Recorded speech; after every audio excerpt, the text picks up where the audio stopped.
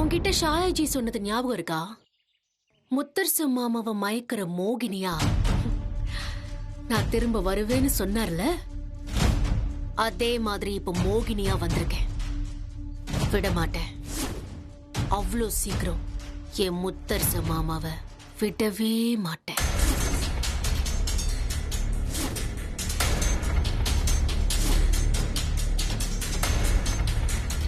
கொஞ்சம் கொஞ்சமா கவர்ந்து இழுப்பேன். கவர்ந்து இழுக்கிறதுக்கு எனக்கு சொல்லியா தரணும்? முத்தரசு மாமாவை என் அன்புக்கு அடிமையா மாத்துவேன். நான் மாமாவோட அன்புக்கு அடிமையாவேன். இனிமே இந்த வீட்டோட எஜமானியா நான் மாறுவேன். இந்த வீட்டோட வேலைக்காரியா எப்பவுமே நீ இங்க இருக்கலாம். இந்த எஜமானி ஸ்வேதா இருக்காளே, அவளுக்கு குழந்தை பிறந்து வேலைக்காரி வெண்ணிலா அந்த குழந்தையையும் சேர்த்து பாத்துக்கணும். உனக்கும் குழந்தைங்க பொறுப்பாங்க. உன் குழந்தைங்கள கண்டிப்பா மாமா சீண்ட மாட்டாரு. ஆனா ஏன் குழந்தைய சீராட்டி பாராட்டி கொஞ்சம் தான் போறாரு. அத நீ பார்க்க தானே போற. மாமா உன் பக்கம் திரும்பி கூட பார்க்காதபடி அவரை மாத்திரதான் என்னோட அடுத்த வேலையை.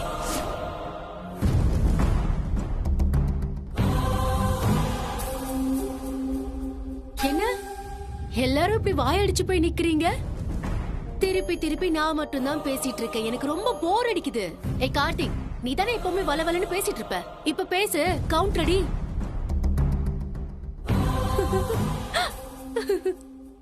மாமா, ஏண்டா இவ இப்படியெல்லாம் பண்றாளேன்னு யோசிக்கிறீங்களா? எனக்கு எப்பவுமே ஜெயிக்கிறது பிடிக்கும்னு உங்களுக்கு நல்லாவே தெரியும். அதே என்ன நம்ப வச்சு கழுத்தறுத்தா சும்மா விட்டுருவேன்னு நினைச்சிட்டீங்களா? இன்னும் இறங்கி அடிப்பேன்.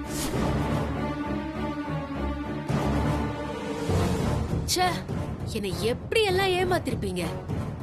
எத்தனை தடவை உங்க கூட கல்யாணம் நடக்கும் நடக்கும்னு நினைச்சு நினைச்சு எல்லா கனவையும் கண்டு கோட்டை கட்டினதுக்கு அப்புறம் அந்த கல்யாணம் கடைசி நேரத்துல ஒரே ஒரு காரணத்துக்காக நடக்காம போயிடுமா? இப்படி நான் எத்தனை நாள் காத்துக்கிட்டு இருந்தேன். அத்தனை நாள் காத்துட்டு இருந்த என்ன விட்டுட்டு இடையில வந்து இவ்வளவு கல்யாணம் பண்ண சும்மா விட்டுருவேனா? வேடிக்கை பார்த்துட்டு நிக்கிறதுக்கு நான் ஒன்னும் வீணா போன வெண்ணிலா கிடையாது ஸ்வேதா. அதுவும் உங்க குழந்தைங்க ருத்ரா உத்ராவை கொண்டு வந்து கொடுத்தா என் கழுத்துல தாலி கட்டுற நீங்களா ஒரு வாக்கு கொடுத்தீங்க. ஏன் இதோ இந்த மேடம் கூட ரொம்ப ரோஷமா பேசினாங்க. முத்தரசு மாமா வாக்கு தவற மாட்டாரு, அவர் வாக்கு தவறுனா இந்த உலகமே காணாம போயிடும்னு. இதோ எங்க காணாம போச்சு? எங்க காணாம போச்சு? இப்ப வாக்கு தவறுனீங்கல்ல. உங்க பேச்ச உண்மைன்னு நம்பி உங்களுக்காக கழுத்தை நீட்டி காத்துட்டு இருந்த போது ஏன் கண்ணெதிரில இந்த வெண்ணிலாவுக்கு மறுதாலி கட்டி என்னை ஏமாத்தி அசிங்கப்படுத்தி அங்கிருந்து அனுப்பிச்சீங்கல்ல. அப்பதான் என் மனசுக்குள்ள ஒரு பெரிய உறுதி ஒண்ணு உருவாச்சு. செத்து போயாவது உங்க கையால தாலி வாங்கணும்னு நினைச்சேன். அதே மாதிரி செத்து போனேன். உங்க கையால தாலி வாங்கினேன், குங்குமம் கால்ல மெட்டி எல்லாமே வாங்கினேன். இது மூலமா உங்க பொண்டாட்டிங்கிற அந்தஸ்தையும் அங்கீகாரத்தையும் இந்த சமூகத்துல நான் வாங்கிட்டேன்.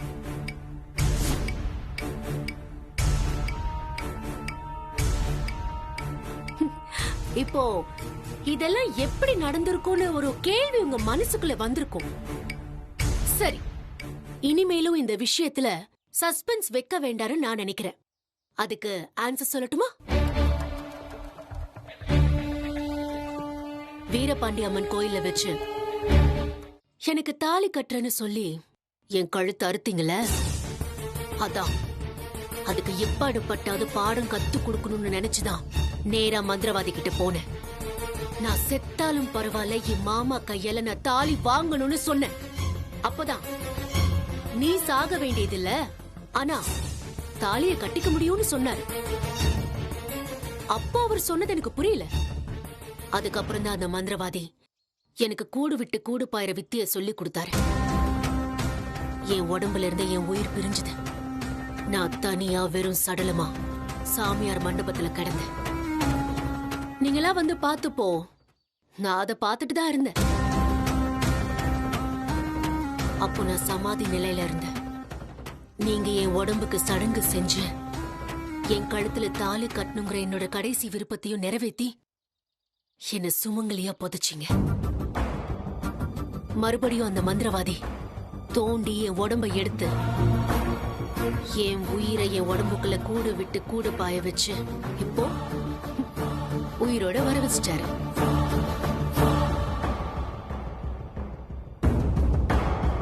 நினைச்சத நான் அடைஞ்சிட்டேன். பாத்தீங்களா, எப்பவுமே ஸ்வேதாவுக்கு இழந்து பழக்கம் இல்ல, அடைஞ்சுதான் பழக்கம்.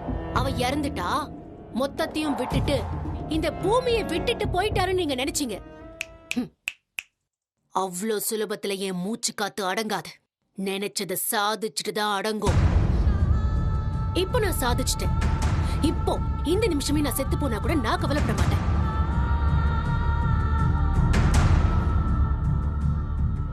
இதெல்லாம் எப்படி சாத்தியமாச்சு? கூட யார் இருந்து ஹெல்ப் பண்ணாங்க? எவ்வளவு விஷயமும் நடந்ததுக்கு யாரு காரணங்கிற நினைப்பு உங்க மண்டைக்குள்ள நமனமனு அப்படியே அரிக்க ஆரம்பிச்சிருக்குமே.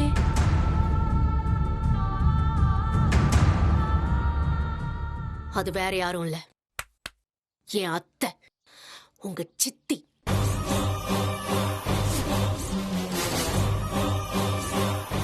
நீலாம்பரி அத்தை. அவங்க நினைச்சாங்க, அத நான் முடிச்சிட்டேன். அத்தை, வாங்க.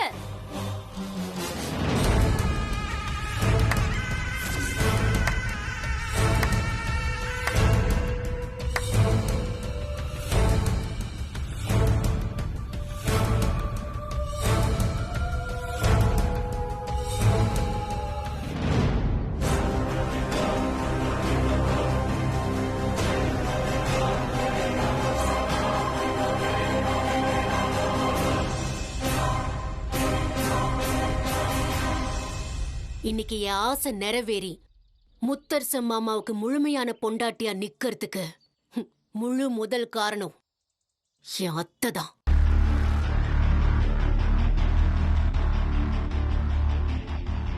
இந்த வீட்டுக்குள்ள என்ன நினைச்சு அவங்க என்ன கூட்டிட்டு வந்தாங்களோ அத நான் நிறைவேற்றிட்டேன்.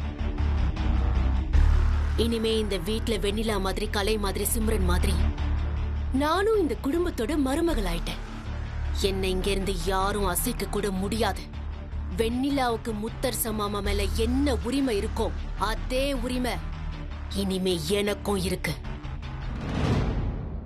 ஸ்வேதா ஜெயிச்சிட்டா. இந்த ஸ்வேதா ஜெயிச்சிட்டா அத்தை. ஸ்வேதா ஜெயிச்சிட்டா அத்தை. இந்த ஸ்வேதா ஜெயிச்சிட்டா அத்தை. ஜெயிச்சிட்டா. நான் ஜெயிச்சு. வாய மூடு. என்ன ஜெயிச்ச? போய் சொல்லி ஏமாத்தி ஜெயிச்சிருக்க. உயிரோட இருக்கும் போதுதான் ஏமாத்தின, செத்ததுக்கு அப்புறமும் ஏமாத்தின. பத்தியா புத்தி அப்படி. அப்பவே இவகிட்ட சொன்ன, இவ கேட்கல. பாவம், தாலி கட்டுக்கு மாமான்னு சொன்னா. என் புத்திய சொல்லணும். இந்த பாரு, நான் தாலியை கட்டியிருக்கலாம், ஆனா ஸ்வேதா நினைச்சல நான் கட்டல. ஒரு போனோன்னு நினைச்சுதான் கட்டின. நீ என்னைக்குமே என் பொண்டாட்டி ஆக முடியாது. மாமா, வாய் வார்த்தையா நீங்க என்ன வேணாலும் சொல்லிக்கலாம், ஆனா உங்க மனசாட்சிக்கு தெரியும் நான் உங்க பொண்டாட்டியா ஆயிட்டேன். ஏன்னா நீங்க தாலி கட்டிட்டாலே நான் உங்க பொண்டாட்டி தானே. அத நீ வேணா சொல்லிக்கோ, அது அப்படி கிடையாது. நான் சொல்லிக்கிறேன். எனக்கு ஒன்னும் பிரச்சனை இல்ல. ஏன்னா அத சொல்லிக்கிறதுனால நான் ஜெயிச்சிட்டேன்னு சொல்லிக்கிறது எனக்கு பெருமையான விஷயம் தான். இது அத்தனையும் நிறைவேற்றின எனக்கு நான் நினைக்கிற அடுத்த விஷயங்களையும் நிறைவேற்ற முடியாதா என்ன?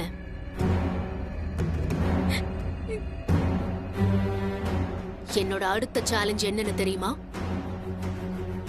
இத்தனை நாளா உங்க கையால தாலி வாங்குவேன்னு சொன்னேன். இதோ அதை நிறைவேற்றி காட்டிட்டேன். அடுத்த சேலஞ்ச், உங்க வாயால ஸ்வேதா தான் என் பொண்டாட்டின்னு சொல்ல வைக்க போறேன். பாக்குறீங்களா? நான் செத்தால அது நடக்காது. நீங்க ஏன் மாமா சாகுறீங்க? என் புருஷனை சாக விட்டு நான் வேடிக்கை பாப்பேனா என்ன? வேண்டாம் ப்ளீஸ். இந்த ஸ்வேதா நினைச்சதை நடத்தி காட்டுவா. அதனாலதான் நான் ஸ்வேதா. இன்னும் நிறைய சுட சுட பல விஷயங்கள் காத்துட்டு இருக்கு. எல்லாரும் அதை பார்க்கிறதுக்கு வெயிட் அண்ட் வாட்ச். அத்தை, உள்ள போலாம். சுத்தி போடுங்க. வாங்க அத்தை.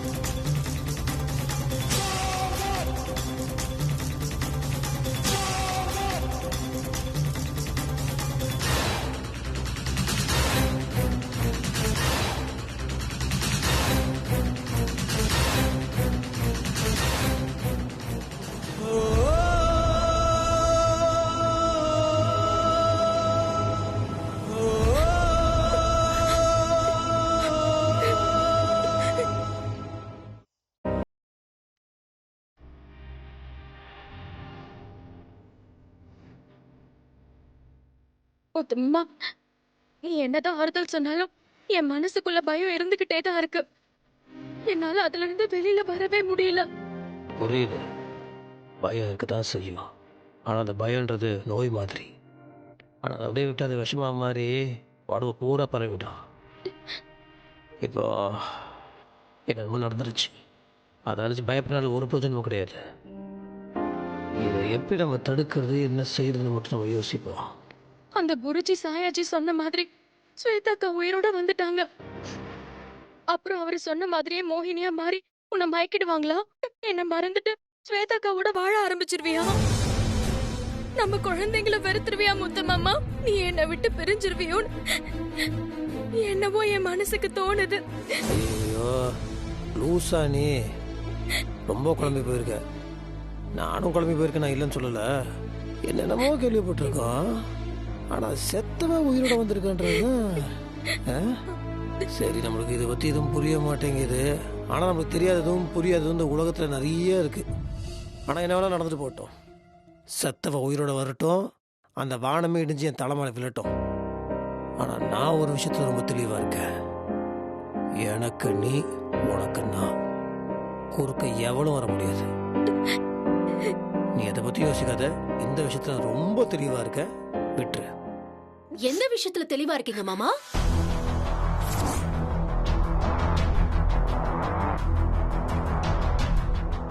ஸ்வேதாவை கைப்பிடிச்ச விஷயத்திலயா?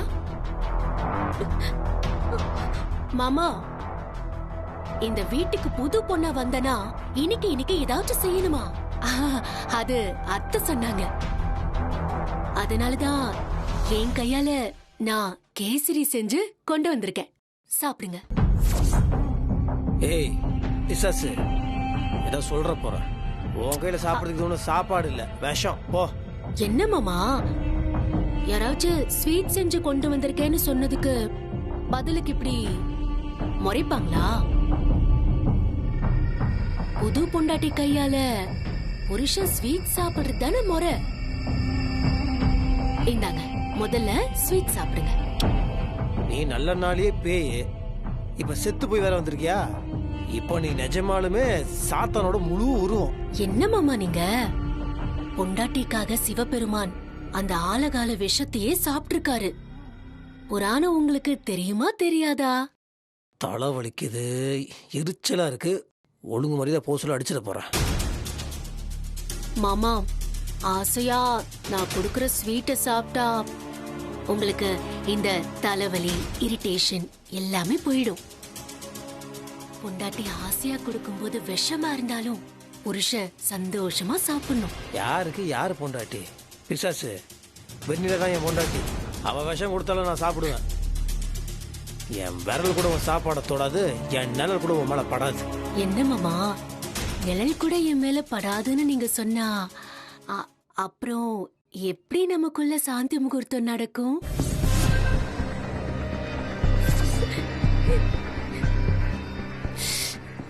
ஐயோ, எனக்கு வெக்கமா இருக்குப்பா. சொல்லவே நான் மறந்துட்டேன். இன்னைக்கு நாள் ரொம்ப நல்லா இருக்கான். அதனால நமக்கு சாந்தி முகூர்த்தம் ஏற்பாடு பண்ணிருக்காங்க. என்ன பண்றது, என் தலைவிதி. நானே வந்து மாப்பிள்ளை கிட்ட சொல்ல வேண்டியதா இருக்கு. வெண்ணிலா, நீ என்ன பண்ற? மாமாவை நல்லபடியா அலங்கரிச்சு சாந்தி முகூர்த்த ரூமுக்கு கூட்டிட்டு வர வேண்டியது உன் பொறுப்பு. Your responsibility. ஓகே, நான் கிளம்பட்டுமா?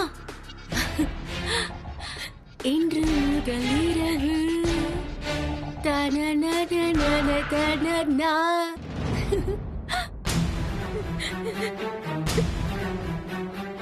பாத்தியா முத்து மாமா, ஸ்வேதாக்கா சொன்ன மாதிரி சுத்தி சுத்தி வளைக்கிறாங்க.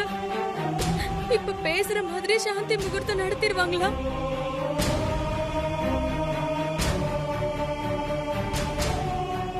இந்த பாரு, நான் தான் தெளிவா சொல்லிட்டு இருக்கேன். நீ திரும்ப திரும்ப அதையே சொல்லிட்டு இருந்தா எப்படி? அவன் யார்? அவன் ஒரு விஷயம் புரிஞ்சுக்கோ, என் உடம்புல உசுறு இருக்கிற வரைக்கும் உன்னை தவிர வேற யாரும் இல்லை என் மனசுல. என் நிழல் கூட அவன் மேல படாது. நீ எதுக்கு அவளை பத்தி யோசிச்சுட்டு இருக்க? கடைசி வரைக்கும் நீ மட்டும்தான் எனக்கு. புரியுதா? அவ என்னை தொட கூட முடியாது. பயப்படாத.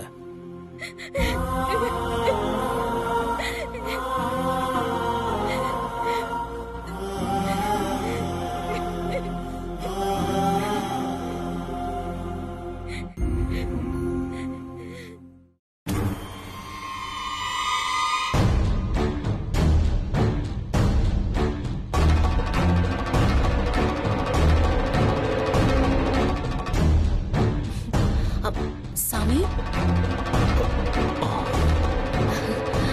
வரணும் ஸ்வேதா, வரணும். உட்காரு. புது மணப்பெண்ணா நீ திரும்பவும் வந்திருக்க. நீ நினைச்ச காரியத்தை நான் நிறைவேற்றி கொடுத்துட்டேன். ஆனா உன்னை போல நினைச்சதை அடையறதுக்கு சாகிறதுக்கு கூட தயாரா இருக்கிற மன உறுதி எல்லாருக்கும் வாய்க்காது. அது உனக்கு வாய்ச்சதுனாலதான் நீ இப்படி ஜெயிச்சு நிக்கிற. அதை நினைக்கும் போது எனக்கு ரொம்ப பெருமிதமா இருக்கு. ஆமா சாமி, நீங்க சொன்ன மாதிரி பண்ணதுனாலதான் நான் போட்ட சபதத்துல என்னால ஜெயிக்க முடிஞ்சது. என் மாமா எனக்கு தாலி கட்டுறதுங்கிறது என்னோட நீண்ட நாள் கனவு. அது நிறைவேறினதுக்கு முதல் காரணம் நீங்க தான். நீங்க இல்லைன்னா இது கண்டிப்பா நடந்திருக்காது. என் கழுத்துல தாலி தொங்கிட்டு இருக்கிறது நான் என்னமோ ஒலிம்பிக் போட்டியில ஜெயிச்சு தங்க மெடல் வாங்கின மாதிரி இருக்கு. ரொம்ப நன்றி சாமி. என்ன ஸ்வேதா, என்ன விஷயம்? நீ விஷயம் இல்லாம என்ன தேடி வரமாட்டியே? ஆமா சாமி, எனக்கும் முத்தரசு மாமாவுக்கும் இன்னைக்கு சாந்தி முகூர்த்தம் நடத்தணும். நாள் நல்லா இருக்குன்னு அத்தை சொன்னாங்க. நான் இத மாமாவுக்கும் சொல்லிட்டேன். அவர் என்னடானா இந்த நிமிஷம் வரைக்கும் பிடிவாதமா இறங்கி வரமாட்டேங்கிறாரு. என் நிழல் கூட உன் மேல படாதுன்னு அடிச்சு சொல்றார். ஆனா இந்த நாள்ல எனக்கும் மாமாவுக்கும் சாந்தி முகூர்த்தம் நடந்தாதான் நல்லது. அதான் என்ன பண்ணலான்னு கேக்குறதுக்காக தான் உங்களை தேடி வந்தேன். அடுத்த பிரச்சனை இதுதான் முளைக்கும்னு எனக்கு நல்லா தெரியும். அதுக்காக தான் நான் உன்னை ரெடி பண்ணி வச்சிருக்கேன்.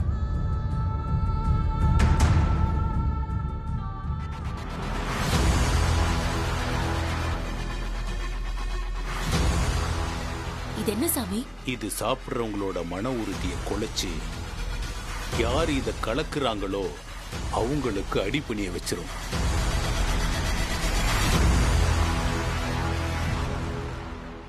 அதுக்கப்புறம் நீ கூப்பிட்ட குரலுக்கு முத்தரச வேலைக்கார மாதிரி வந்து நிப்பான்.